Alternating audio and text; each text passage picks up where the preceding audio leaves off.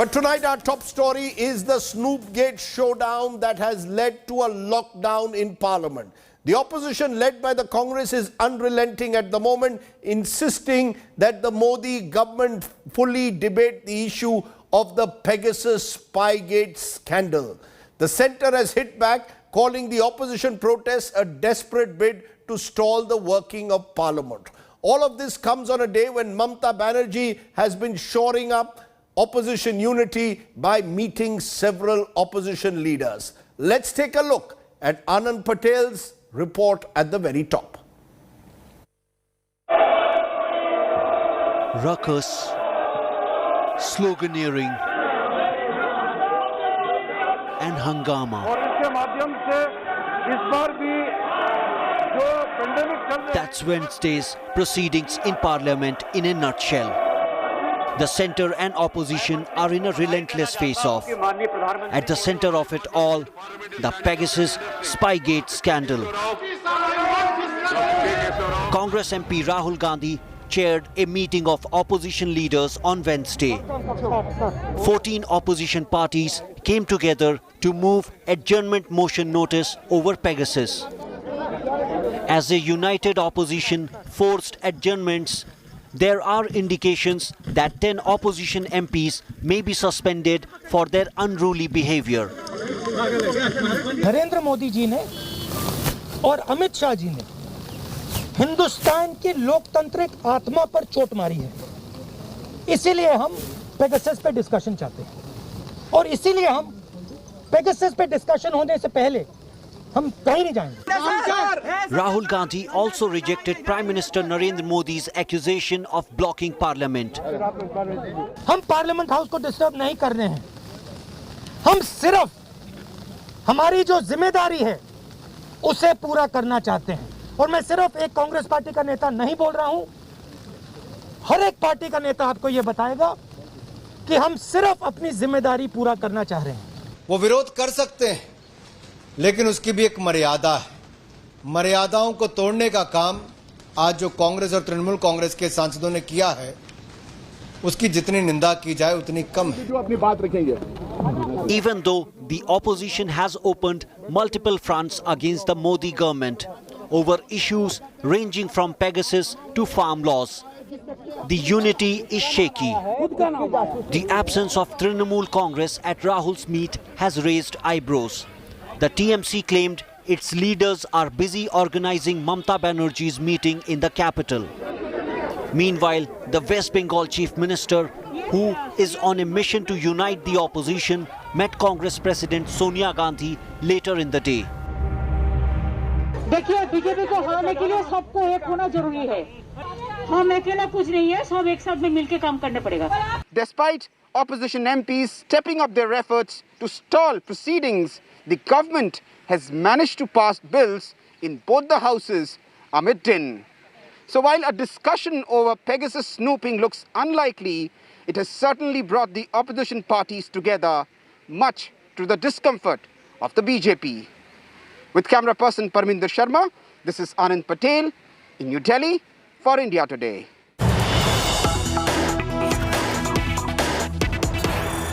And the breaking news that's also coming in from Parliament, the Information Technology Crucial Parliamentary Committee meeting this afternoon was called off.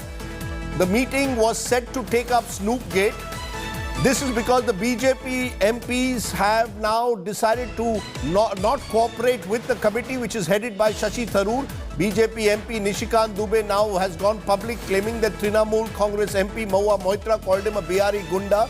The BJP MP claims the TMC leader has insulted people from Bengali-speaking states. His scathing charge came after TMC MP Mahua Moitra objected to Dubey's attempt to remove Shashi Tharoor as the IT Parliamentary Party chairman, calling it a desperate attempt by the BJP to prevent the IT panel from grilling the Home Ministry and the Telecom Ministry on the Pegasus scandal. Let's go straight across first to Mahua Moitra, the TMC's firebrand MP, joins me. Appreciate your joining us, Ms. Moitra. Since Nishikant Dubey, your colleague, has now gone public and said that you have attacked him and called him a Bihari Gunda during that IT Parliamentary Standing Committee meeting, you need to respond. Is it true that this meeting unprecedentedly was called off because there was no quorum and no telecom or home ministry officials who you had summoned were allowed to come to the meeting, and you in turn called Nishikant Dubey a Bihari Gunda? Rajdeep, I'm very amused at this. I've already tweeted about this, and I'm glad you asked me upfront about this. Now, the IT committee meeting has 29 members, the standing committee, 2 of which have become ministers, so it's 27. Quorum is 10. Out of 10, there were 9 members present and signed in. None of the BJP members, not one, were signed in, and therefore they were not present. Now, I'm supposed to have called somebody a name. Please check the attendance sheet. If that person he claims I have called him a name, if he were present, then it would have been the 10th. He would have been the 10th name. If he had been the 10th name, there would have been a quorum and the meeting would have continued. No, are you telling me, no, 1 minute, ma'am. Let the audience understand this. To understand, are you telling me that the BJP MPs who are part of the standing committee on IT attended the meeting, refused to sign the register because they wanted the meeting to be called off on Pegasus so that there was no quorum? That's exactly. So they were not there. They were not there. Please check the attendance register. The quorum did not happen. There are 9 people present. I was present. Shashi Tharoor was present. Karti Chidambaram was present. Nasir Hussain was present. Sumalata was present. Nadeem ul Haq was present. And Shakti Singh Goyal was present. And about 2 others. Natarajan was present. And 1 more person was present. These were the 9 members who were present and whose attendance has been recorded on the sheet. Because we were 1 short, we fell short of the quorum and the meeting did not take place. It is another thing altogether that the 3 IT ministry, telecom ministry and Ministry of Home Affairs who were supposed to send their secretaries did not send them. But we fell short of 1 member for the quorum. Are you telling me, ma'am, Mahua Moitra, that the IT ministry and the home ministry refused to send officials to a parliamentary committee which has summoned them on Pegasus? Absolutely correct. That is correct. They are in contempt if you do not have written permission of the chairman, and the people who were supposed to attend was actually the telecom secretary and the IT secretary and an additional secretary from the Ministry of Home Affairs. They had confirmed attendance and the agenda list was sent out. An hour before the meeting, they informed the chairman they were not coming. They did not take his permission. That is actually contempt of the Lok Sabha, because if you're in contempt of a standing committee, you're in contempt of the Lok Sabha. No, but makes sense again. Ma'am, please make sure your people understand this. Please make sure. Yes. If I'm supposed to have called someone X or Y, well, all I can say is if the shoe fits, wear it by all means.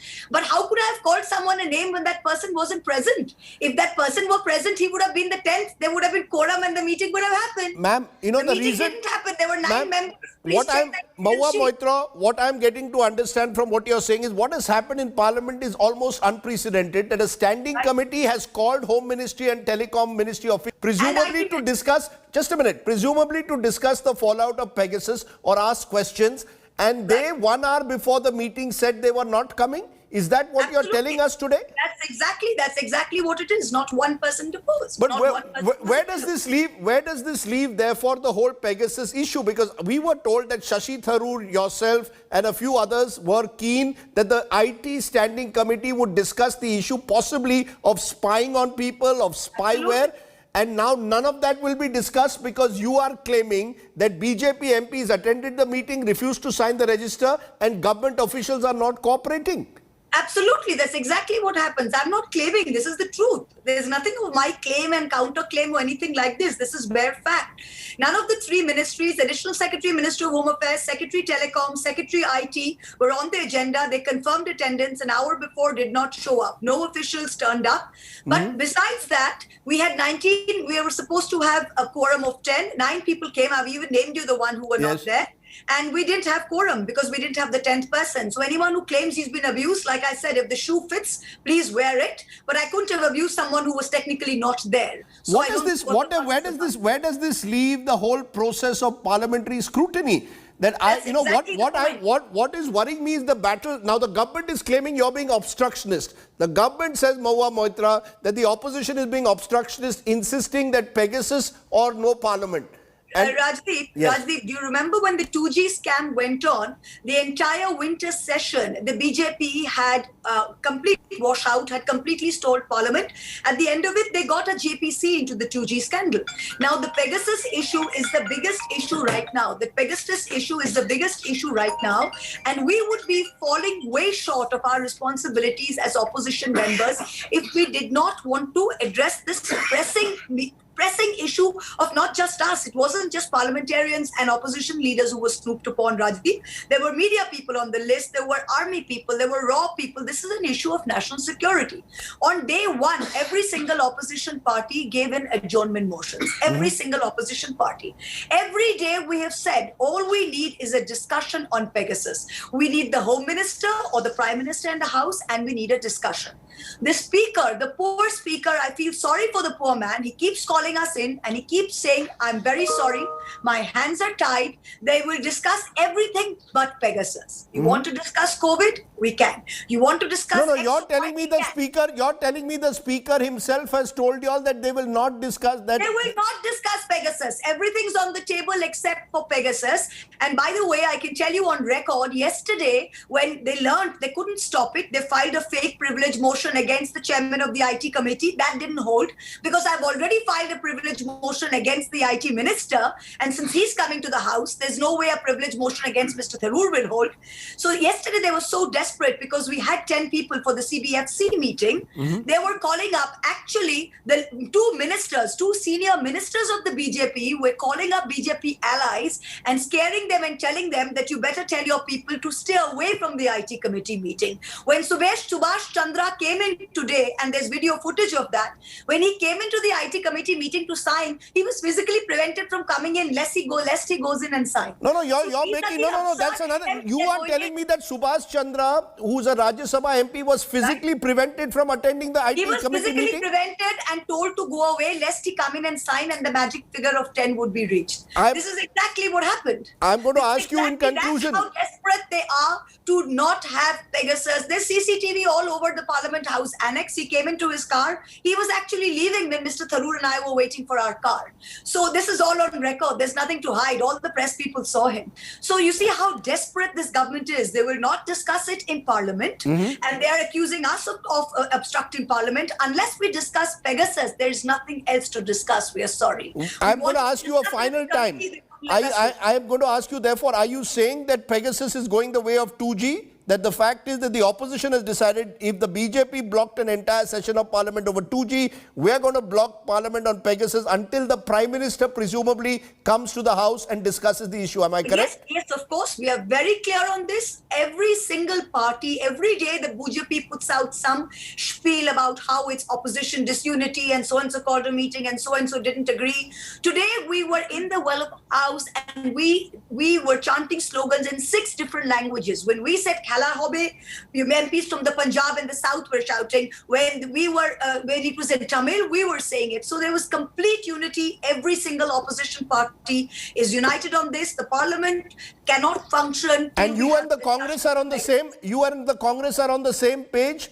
200%. Every single opposition party, in the interest of national security, in the interest of the safety of our citizens, are on the same page. We need to discuss Pegasus. The government needs to explain what happened, who okayed it, and what's the way forward. Okay. Nothing. If this is not done, there's no way forward. Okay. Mahua Moitra, you've been very plain. You've told us exactly what's happened, the sequence of events.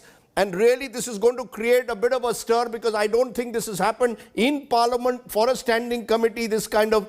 we've never had people, it's never happened before because we've not had people as shameless and as desperate before. What we saw today was such a thing of desperation. We didn't have that before. Okay, let's leave it there. Mahua Moitra, for joining me and at the very top of the show, thanks very much. Let me therefore now widen this debate. How long will opposition unity then last? Mahua Moitra says opposition is united on the issue of Pegasus. Is this Parliament session therefore a total washout, as Ms. Moitra has claimed? Is the government stonewalling the Pegasus debate and unwilling to discuss it? Just some of the issues we'll raise. Let's get a BJP viewpoint from Guru Prakash, the BJP spokesperson, and the Congress viewpoint from Supriya Shrinet. To you, Mr. Guru Prakash, you've just heard Mahua Moitra saying that the BJP is behaving in a shameless and desperate manner. You didn't even allow an IT standing committee to meet today by not allowing a quorum. You physically stopped some of the members from attending it. This is unprecedented. Your response?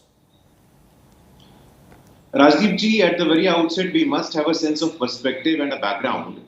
On day zero of monsoon session, Honorable Prime Minister of the country has said, and I quote, विपक्ष के सुझाव संवेदनशील होते हैं, विपक्ष के सुझाव सकारात्मक होते हैं और वो चर्चा को और लाभदायक बनाते हैं. The interventions by the opposition is always productive and it's important to have a constructive discussion. So it was he welcomed it that you must come and discuss. Today, in the Business Advisory Committee, there was a discussion and Congress Party and all the other opposition leaders were asked, you come and discuss, आप आइए चर्चा करिए. But this sort of pandemonium, this sort of cluelessness by the Congress Party and the other opposition leader, it is historic in nature. No, sir, no. Sir, I just need to ask you this. Are you telling me that the government of India is ready to discuss Pegasus? Because the government has very clearly said on more than one occasion that they are not going to discuss this issue. What the IT minister said is sufficient. What is the government hiding? What are you running away from on Pegasus? Rajdeep ji, there is no question of it. This question in itself is misleading. And you need to have a conducive atmosphere. You need to have a positive atmosphere. You cannot have any discussion. Before the session started, my friends from the opposition, they said, Corona pe special session karo, Corona pe special session karo. When the government is ready, when the Honorable Prime Minister is ready to have a discussion on Corona, which is the national priority today, there is a deliberate attempt by section of the opposition parties to derail the entire. No. What, sir? You are not answering my question. Is the Prime Minister and the Home Minister ready to discuss Pegasus in Parliament? If the opposition, the government has said we are ready to discuss all issues. Opposition is saying we want to start with Pegasus. Government is saying we will not discuss Pegasus. You tell me. I want a clear answer. Is the government, is the Prime Minister ready to sit in the House and answer, clarify doubts? Did the Israeli spyware company sign a contract with the government of India? Sir, your question is value loaded. I am saying this time and again in the Business Advisory Committee, the opposition is ready to raise any issue, including Pegasus. So I don't understand this pointlessness. I don't understand this when the entire purpose of the opposition is to derail the monsoon session. Since day zero, Prime Minister has said, please come and have a discussion on any issue. But Rajdeep ji, today the theatrical intervention of Mr. Rahul Gandhi, the nation must know that Mr. Rahul Gandhi is now talking about the spirit of constitution. He has no right, he has no locus standi. He is coming from a political institution, he is coming from a structure. There is nothing democratic, not even an iota of Congress is democratic in nature. And now they are giving us lessons on democracy. This is unacceptable. And Rajdeep ji, if you give me time, NSO, as far as NSO is concerned, they have categorically said that the list is not a list of target. It's not a list of potential target. So you don't believe NSO. You don't believe the government of India. You don't believe any institution. You don't believe the democracy. You don't believe in the constitution. You only believe what? Washington Post or New York Times. This is unacceptable. You must answer to the people of India. Supriya Shine, the principal argument against the Congress is this is obstructionism. That what is happening is that at a time when there are issues like COVID, fuel prices, farm laws that you originally wanted to discuss, you've now decided Pegasus or nothing.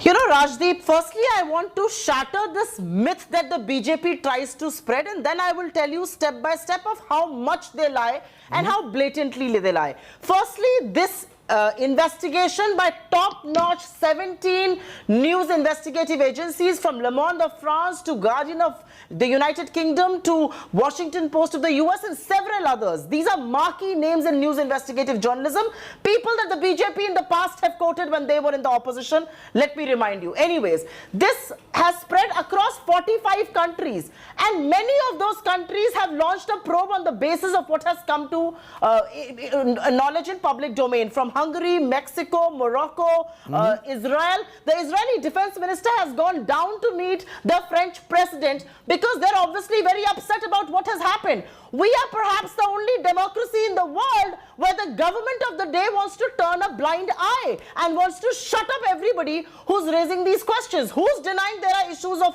utmost importance? Of course, you failed in corona management. Of course, there's backbreaking inflation thanks to you. Of course, once again, of course, there's vaccine. Ms. Srinath, the government is saying that the IT minister has already spoken.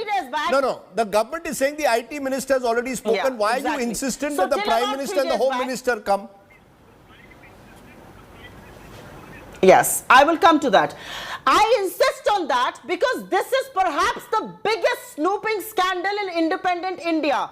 And it is not just eavesdropping your phone conversations, it is your entire digital print from your photos, videos, camera, mic, your bank transactions, everything is in the hand of a foreign firm and not in the hands of normal people. Remember, this is Chief Justice of India, this is the Election Commission, this is Leader of India's principal opposition, this is the CBI Director, this is people from finance, people from banking, corporates. Who has been left from this snooping gate? So this is actually a military-grade spyware which has been unleashed on the people of this country. The government is very clear that this is not an issue they are willing to discuss. Ma'am, the government is very clear this is an issue they are not willing to discuss in Parliament. They are saying there are other fora.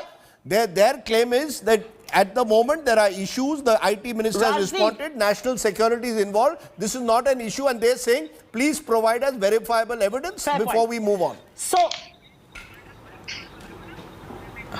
you know, the government of the day needs to be reminded each time when they begin lying. So firstly, let me point out, till about 3 days back, and I was debating this issue every day, including on your network, till about 3 days back, every BJP spokesperson said, why are you creating a ruckus? We are willing to debate this, we are willing to discuss this, have a full-fledged discussion.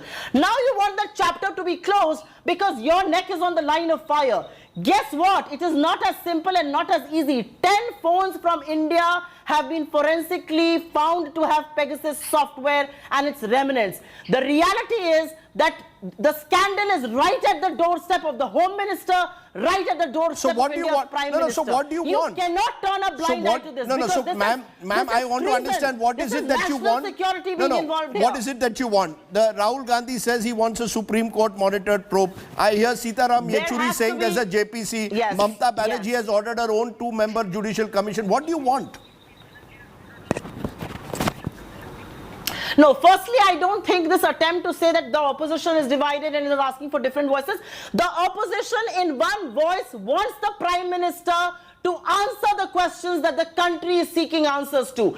Did you or did you not use Pegasus? And the reality, Rajdeep, is if you did, you have to give an explanation as why you were using it, endangering treason and national security. And if you did not, do you not want to know who was using it in your country? Is that how shallow national security and charges of treason can be? We want a debate in Parliament. We want the Prime Minister to answer the question. And of course, there should be a Supreme Court monitored probe into every allegation that has been raised, because these are very serious charges of treason and Official Secrets Act being breached. The IT Act, the right to privacy, stalking of women. There are various acts that have been pulled into this. The Prime Minister cannot run away from this debate. He jolly well has to come to Parliament and answer every question that this country wants answers to. You know, Guru Prasad ji, the Prime Minister comes once a week, usually on Thursday mornings, to the Rajya Sabha. Beyond that, he is not seen in Parliament. The Home Minister also has been mostly absent during this session. The government is passing bills in a din. When you were in the opposition, you objected to this way of parliamentary intervention. In fact, Arun Jaitley at that time, of course, had said that obstruction is a way to, in a way, communicate the government's, the opposition's concerns. When the opposition now does it, they are accused of obstructionism. Is the government reluctant to have a debate on this issue? Is there something in this Pegasus issue that troubles the government? Sir, there is no question at all. And when the Honorable IT Minister has made a detailed statement, he has categorically said that there is no substance to this kind of sensationalism. And whatever the Congress party is suggesting, it's just preposterous without any proof. Rajdeep ji, you tell me, what is the guarantee that if there is a Supreme Court monitored inquiry, the Congress party would not raise question mark on the integrity and the veracity of Supreme Court like they have done in the Rafale matter? It is in front of eyes of the people of India. And who is the Congress party to give certificate to media authorities that this is a top notch? This is not a top notch. This is the government media. So this is simply preposterous and has no basis. The people of India still remember the theatrics and the respect Mr. Rahul Gandhi has for the parliamentary convention when he tore the ordinance of his own party Prime Minister, Mr. Manmohan Singh, in front of the people of India. What do they want to suggest? They have no respect for parliament. They have no respect for parliamentary convention. They have no respect for parliamentary institution. Right. So I think this debate is misleading when the country should be having a constructive discussion on issues like corona. No, why? No, Guru Prasad ji, why is national security not an important? If your government has actually been spying on opposition leaders, how can you say it's not an important issue? It's scandalous. It will be seen as a disfiguring of our democracy. How can you say that it's not an important issue? Rajiv ji, where is the evidence? You give me an iota of evidence and we would ensure that there is a debate in the seven phones that have been in the list. Seven phones in the list have gone through forensic analysis. Rajdeep, and Pegasus spy. Just a minute, ma'am. No, what has the sir? And spyware. What has the NSO? What has the NSO said? There is no evidence. On what ground are you asking for a discussion? How can NSO? Who is NSO to give who is NSO to give a clean chit to anyone? Ma'am, just a minute, Supriya ji. How can the NSO? NSO is the company which has been exporting the spyware. If Algeria, if France, if Israel itself can order an inquiry, what is stopping the government of India? We are a democracy. Even autocracies are announcing inquiries, and we are not willing to do so. Algeria. Sir, we don't need lessons on democracy from anyone, sir. This government, the people of India, have reposed faith in the leadership of Prime Minister Narendra Modi repeatedly in 2014 and 2019, and I can give you so many state elections. But a democratic government would not have boycotted. A democratic government would not have done what they did at the IT Standing Committee today. You stopped officials from even coming before the committee. You did not allow a quorum. What kind of democracy is this? You are passing bills without even having a discussion. Sir, Rajdeep ji, when the Honorable Prime Minister of the country says on day zero of the monsoon session that we are open to having discussion, and he also he gives a lot of importance to the suggestion from opposition on day zero of the monsoon session, and the behavior and the pandemonium orchestrated by the opposition party, why are they not answerable for it? I agree with you that anything and everything under the sun can be discussed on the floor of the parliament, but this is no behavior. Okay. When Mr. Rahul Gandhi shows this kind of utter disrespect for parliamentary convention, he must come ahead and answer for it. Okay, final word to you, Supriya Shine. Where does this lead? At the end of the day, the people of this country will need answers. You will argue on hacking and you are insisting that that is the issue in parliament. You have every right. But outside parliament, people are worried about fuel prices. They are worried about the COVID situation. They are worried about about job losses. Have you all decided that this parliament session, all these issues are being put on the back burner? No, absolutely not. And I'm quite amazed that the BJP suddenly wants to discuss corona. Why have only 9.8 crore people in this country been vaccinated in a country of 140, Mr. Guru Prakash? Why has India's growth target been revised lower by 3 percentage points to 9.5% from 12.5%? Why is there 10% बेरोजगारी in this country, Mr. Guru Prasad? आप बताएंगे मुझे कि क्यों इस देश में 110 रुपए में पेट्रोल बिक रहा है? इस बातों का जवाब देंगे आप? The reality is... Because Rajdeep, let me finish. Now, just a minute. I did not speak in between. I did not speak in between. Yeah, very quickly, Miss Shine, 30 seconds. Your turn will come to answer. Just give me a second. Yes. Rajdeep, I have just one thing to say. This spying scandal is an erosion of electoral democracy in this country. It's an attack on independent institutions. It's an attempt to infiltrate independent institutions and weaken our democracy. We are not going to turn a blind eye and we will not look the other way. अगर सांच को आंच नहीं है तो मोदी जी को डर क्यों है जांच का? क्यों डरते हैं डिबेट से? क्यों भागते हैं पार्लियामेंट से? अगर सच का साथ देना चाहते हैं आए डिबेट करें. अगर डिबेट नहीं कर रहे हैं तो जरूर दाढ़ी में तिनका है कुछ छुपा रहे हैं और ये सारा देश जानता है उन्होंने जासूसी करके क्या छुपाना चाहा है. Let's leave it there. Let's leave it there because this we can go endlessly. Clearly we are reaching the stage where we are heading for a complete washout of the parliament monsoon session. It's happened before, but it's now happening at a time where clearly both the opposition and the government appear unrelenting in their respective stands. Thank you both very much for joining us. Let's take a breather. Now, one of the concerns is the economy. The International Monetary Fund has sharply cut, you might have seen yesterday, India's GDP forecast for 21-22 from 12.5% to 9.5%.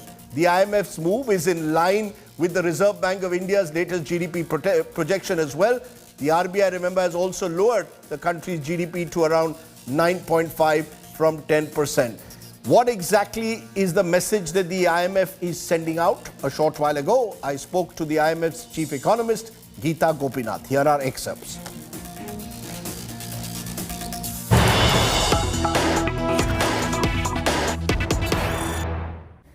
So how does one explain the IMF's outlook for the world and India for 2021-22? At the moment, joining me now is the chief economist at the IMF, Dr. Geeta Gopinath. Always a pleasure to have you, Dr. Gopinath, on the show. Let me turn to the concern first in India, because the IMF has slashed India's projected growth rate for 21-22 from 12.5% in April now to 9.5%. Does that in a way suggest that in extraordinary times you're just not able to predict what comes next? We had the second wave in March to May, and that seems to have sent all the numbers into a tizzy.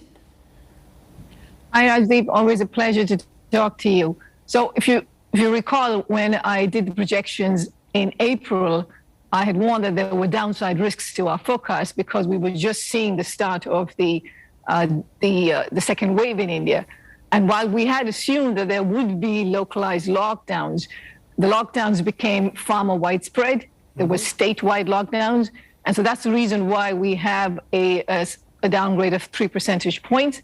And also coming out of it, the recovery is modest because, again, there are still headwinds there. I mean, there could be, the pandemic is not over, there could be another surge. So keeping all of that in mind, we have a fairly modest recovery for this year. No, I'm sorry to sound skeptical, but does that mean that, even now, these numbers could go into a tizzy should there be, God forbid, another wave or an increase in the number of corona cases in India? So in that sense, is it becoming much more difficult to give any forecast with any kind of certainty because of the number of X factors here? Rajiv, we're living in incredibly uncertain times, and we have a pandemic, a virus that's determining the course of economies. So there is a lot of uncertainty here. But again, it still is the case that India had a very deep recession last year, and we're seeing the kind of growth numbers that we're seeing right now. It tells you something about the gap, the distance that still needs to be traveled. So for instance, even by the end of this year, India is still around 8 to 10% below where we would have projected it would have been in the absence of this pandemic. So these numbers give you at least a ballpark estimate of the kinds of gaps that need to be closed and therefore what kinds of policy actions are needed. No, the reason I'm asking you this, and I'm sorry to press you on this for a moment, is just that the growth projections in the last 3 years seem to be going all right because so much else seems to be happening around us at the moment. So can we say with any certainty that come December, January, these projections that India will witness an upsurge to 9.5%, which is your latest predictions, can actually come true? They could go horribly wrong, couldn't they, if there is a third wave? Once again, I agree with you that there is a lot of uncertainty, but Rajdeep, let's compare the numbers here. We had 12.5% in April, and we're down to 9.5. I think there were people who thought that number would come down all the way to 2 or 3%. So there are adjustments that are being made. There's tremendous uncertainty. There's, epidemiological models that try to predict where the next wave will be, have a huge band of uncertainty. But again, like I said, in terms of a ballpark estimate, these are good guiding numbers. So you still remain convinced that the economy, in a sense, is on the path to recovery, or is it only in really comparison to what was the situation pre-March, that's pre-March 2020, pre-COVID 2020? So in a sense, when you look at the numbers in the larger context, the economy is still nowhere near where it needs to be. So the recovery that we have right now indeed comes back after a very deep recession, so a negative 7.3% for last year. And then we are, there's a return to some kind of normalcy. But if you keep in mind that India, on average, tends to grow at around 5 to 6% on an annual basis, there is still a big gap in terms of where India where India should have been in the absence of the pandemic. And you can see this in employment numbers. I mean, after the most recent wave, you see unemployment rates go up. But it's not just the unemployment rates. I'm also worried about the labor force participation rates, which is, if you see the number of people who are even actively looking for work, that number has come down, significantly. And so those are the gaps that still remain. So again, when you have large base effects, you're going to see very large numbers. And let me show you, for instance, the quarterly reading that's going to come for India for April through April, May, June. That particular quarter is going to show some very blockbuster numbers. But again, that's keeping in mind that there was about a 24% decline last year around the same time. So these numbers have to be kept in perspective. So everything isn't really in comparison to what it was in 2020. Let me, one of the interesting aspects of your survey seems to suggest that the countries that are vaccinated faster are the ones where your growth projections are higher. The US up by 0.6%. You're revising your growth projections for UK by 1.7%. So the worry is the world, and that seems to be one of the reasons why you're worried about India, the slow pace of vaccination. So is the world getting divided, according to the IMF, by countries that are vaccinating faster, so better chances of growth or better chance of coping with the pandemic, and those who are struggling with the aftershocks of the pandemic because vaccination levels are slower?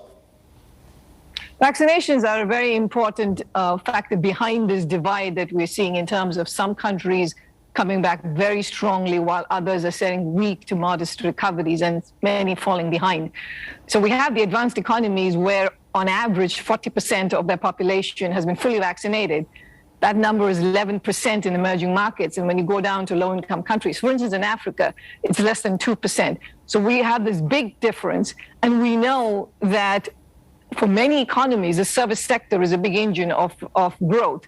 And when you're not able to engage in activities in the service sector and you cannot have contact-intensive activities, go to restaurants and so on, travel, tourism, then that poses an important problem. In the case of India, I mean, we should, it is a good sign that we're seeing vaccinations at around 4 million people a day, which if that pace is maintained till the end of this calendar year, that would be a coverage of around 38% of the population being fully vaccinated. That is much better than one would have thought of in January or in those early months. So there is pickup, but again, that's the area where a lot more can be done in terms of kind of accelerating, especially towards the end of the year when you're going to get more and more vaccines available. No, the reason I'm asking you this is that you're seeing in the United States a resurgence of the Delta variant, cases up again. You're seeing a bit of that in the UK as well. I'm just wondering, with the world still oscillating from the aftershocks, one possible wave after the other, I come back to it, Dr. Gopinath, is anything predictable anymore? Can you really give any of these growth projections with any kind of certainty, or how much of this is based on the concept of hope and optimism, both at the fund as well as in industry?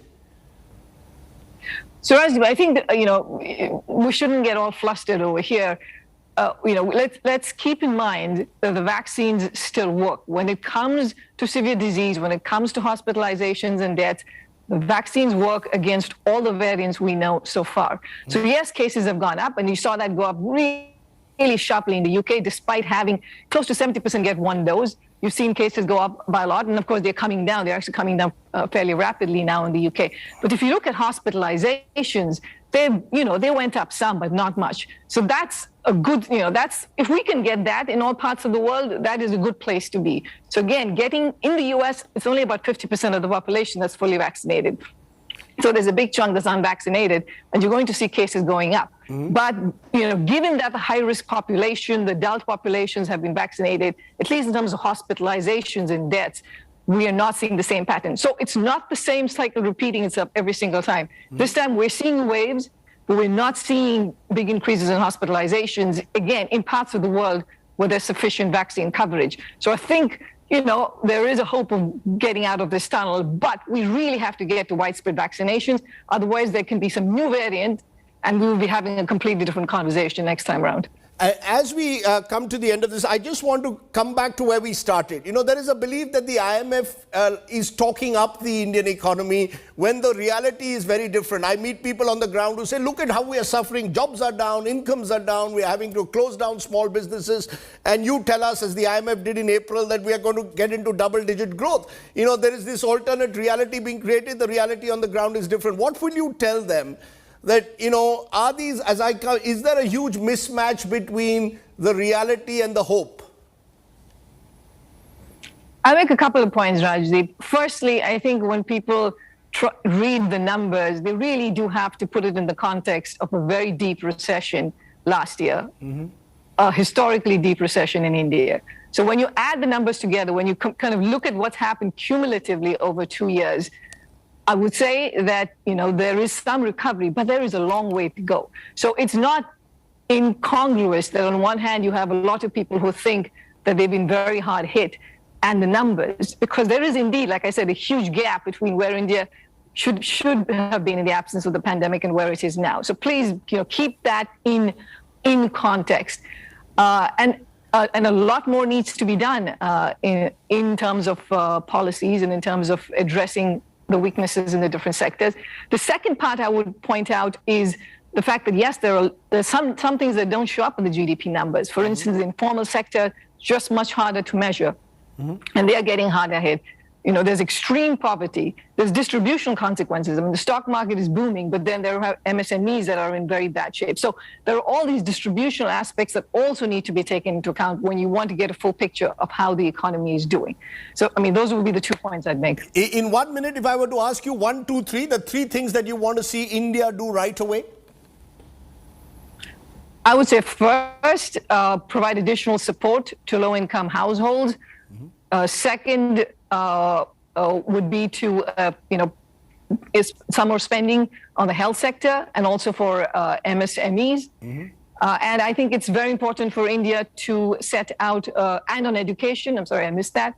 And then I think it's very important for India to credibly communicate a medium-term fiscal consolidation strategy, which is one implement now. But it's a good signaling device of how they will get to lower levels of deficit. And that combination will help propel a stronger recovery. Okay, final question, Dr. Gopinath. I'm going to record this 3 months from now when you come up with your next sort of outlook. Are you more optimistic than you are today? Or do you believe that there could still be those X factors? I repeat, the third wave, a slowing down of vaccinations or non-availability of vaccinations to certain parts of the world, including India. Are those worries, or do you believe the worst is over? I think we're still in the period of uncertain events. There are some parts of the world where, given the amount of vaccination they have, I would say that the worst is behind and we're in a better place. Again, as long as you do what needs to be done, we know that vaccinations work. We need to get many more shots in arm. And if we can do that in the next 6 months, then we are in a, you know, far more durable recovery and we can put this behind us. But unfortunately, I don't control all the levers over here, so I just don't know where this will go. Okay, I think that's fair enough. I think you are putting in enough safeguards this time and caveats, and I think that is important in the times in which we live. These are uncertain, extraordinary times. But I appreciate, Dr. Gopinath, the effort that you and the IMF are putting to give us this economic outlook, because it at least gives us a sense of where we stand at the moment. So thank you very much for joining me here on the news today. Thank you. Thank you, Rajdeep. Let's take a break at that point. When we return, we are turning to the crisis at the moment. Flash floods, cloud bursts have wreaked havoc now in Jammu and Kashmir and